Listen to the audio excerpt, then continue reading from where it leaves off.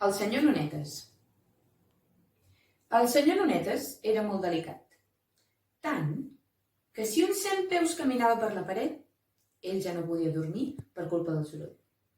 I si una formiga deixava caure un granet de sucre, es posava dempeus esverat i cridava: «Auxili! Un terratrèmol!» Naturalment, no podia pas suportar ni la mainada, ni les tempestes, ni les motos. Però, sobretot, el que més l'empipava era la pols sota els seus peus. Per això no caminava mai, ni tan sols per casa seva. I es feia dur en braços per un servent d'allò més robust. Aquest servent es deia Guillem. I d'un cap de dia a l'altre, el senyor Nonetes no parava de fer-li esgarips. «A poc, Guillem, que si no em trencaré!»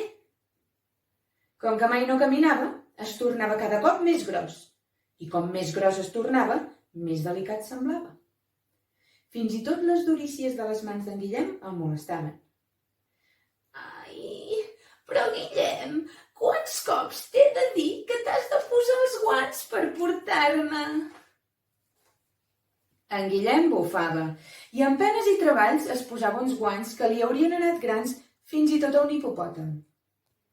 Però el senyor Nonetes era cada dia més feixuc i el pobre Guillem suava tant a l'hivern com a l'estiu, fins que un dia va pensar: què passaria si tirava el senyor Nonetes dalt a baix del balcó?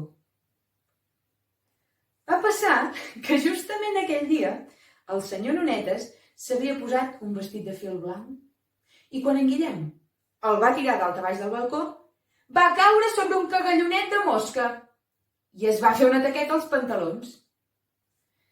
Per veure-la calia una lupa, però en Nonetes era tan delicat que es va morir del disgust.